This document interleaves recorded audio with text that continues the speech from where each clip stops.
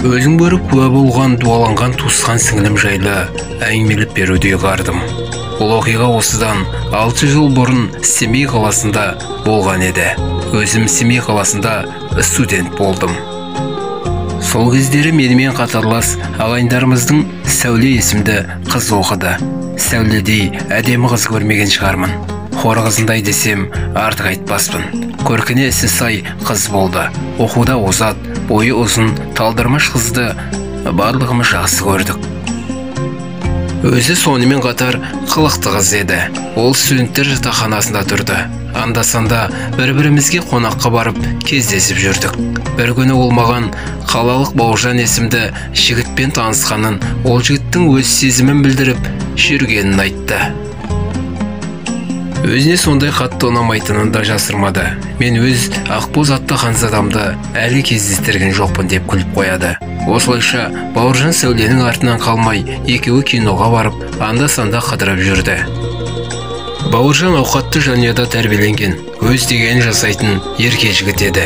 Мен ауылға практикаға кеттім. 2 айдан соң келсем, Сәуле мүлдем өзгерген. Өңі де солғын. Байқағаным бұрынғыдай сабаққа белсенді емес, тіпті қыздармен қыдырып арақ ішіп, темекі тартатынды шығарыпты. Өз көзіме өзім сенбедім. Кейде қарадан қарап отырып жылайды. Өзіне не керек екенін түсінбей айта алмайды. Жылай береді. Жүрегі мүлдем басқа адамды істейтін сияқты. Бірақ Бауыржанның артынан еріп жүре береді. Құдды бір жансыз қуыршақ сияқты. Өзі қатты жүдеп кетті. Меңзен күйде жүреді, жылайды, айта алмайды.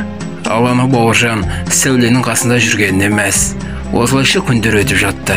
Сәуленің қылығына үйрене бастағандаймыз. Бір күні Сәуле мерекелік демалысқа ауылына кетті. Артынан Сәулені ауылда өзінен 7 жас үлкен Азат алып қашып кеткенін естідік. Азат ауылының бетке ұстар азаматтарының бірі. Университет бітіріп келгеннен соң ауылда бизнес ашып қойған еді.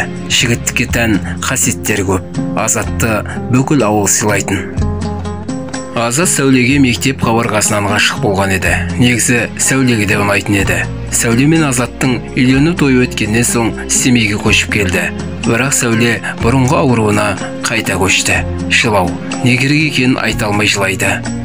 Ештемеге зауқы жоқ, жылай береді. Таныстар Сәулені бақсы балгерге көрсету керек екенін айтады. Өйткені дәрігерге де, психологқа да барған, еш көмек болмады. Бір күні Азат көпті көрген ақылды жігіт қой, Сәулені жетектеп бір сыған әйеліне алып барады. Сыған әйелі Сәуленің бір жігіттің дуалағанын айтады. Бауыржанның суретін тауып, сыған әйеліне көрсеткенде, сыған бірден осы жігіт деп көрсетеді. Азат қалаған ақшаңды төлеймін, тек қызды дуадан құтқар дейді. Келесі күні сыған әйелі бөтелкеге бір қағаз орап салып, жас қабірге апарып көмдейді. Азат айтқанын бұлжытпай орындайды. Шынымен де, ақырында Сәуле есін жинап жылауын қояды. Ақырында оңалып, қазір туысқан қызым 4 баланың анасы. Бақытты отбасының ұйытқысы болып отыр. Сәуленің айтуынша, сол кезде өзінде елге айтып түсіндіре алмайтын бір түсініксіз жағдай болған. Азат болмағанда Бауыржан сияқты эгоист әлсіз жігіттің құрбаны болып кетер ме еді? Кім білсін. Бауыржанды сол күйі көрмедік.